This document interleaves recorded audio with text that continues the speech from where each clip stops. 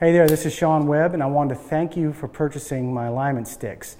In this short video, I'm just going to give you a couple different ways to use these and kind of best practices, and I think you're going to realize how much they're going to help your game once you start using them the right way.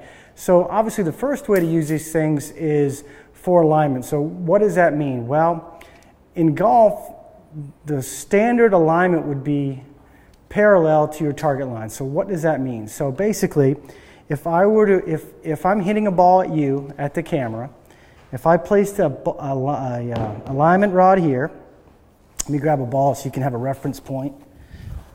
If I put an alignment rod here on the ground, and let's say I'm trying to hit the ball at the camera with this alignment rod here, what I would do if I was working with my alignment sticks is put the alignment stick in line where you want the ball to go, then put another stick just outside the ball like this, parallel to the original one.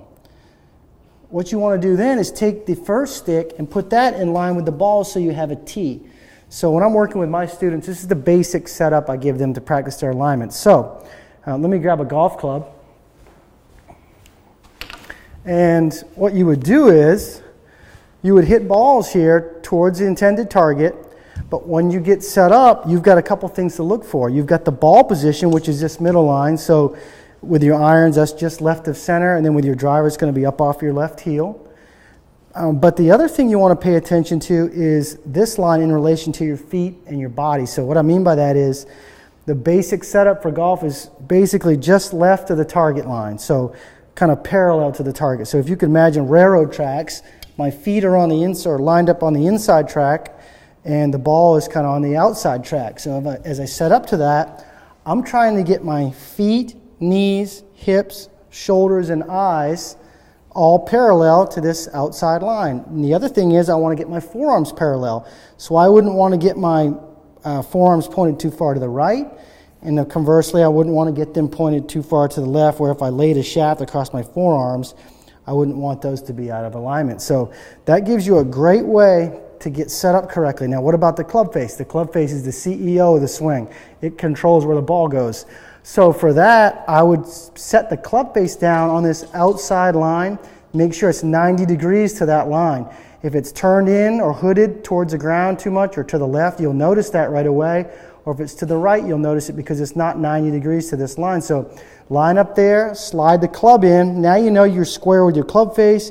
You're square with your feet, knees, hips, shoulders, and try to get your eyes square. What I mean by that is try not to get your head tilted or cocked off in a direction that would set your eyes not in a line that's not parallel to these sticks. Because if you do so, if you get your eyes in a line that's not parallel, it can affect your swing motion. So try to get those parallel too. Take a couple looks at the target. And what you're going to notice is if you've been setting up the wrong way, it's going to feel awkward at first. So if you've been, let's say, for instance, you've been guilty of aiming too far to the right. Well, once you get in here, the first time you try this, you're going to feel like you're aimed way left.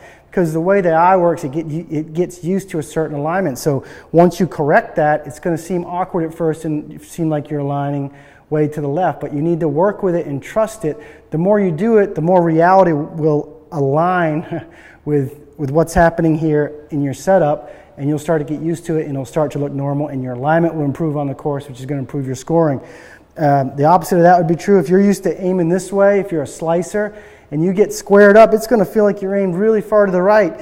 Now, start trusting that, because when you're aimed far to the left, that's contributing, especially if you pull and slice, to you having some swing path issues. So go ahead and get squared up. Also get the club face nice and square like we talked about a minute ago.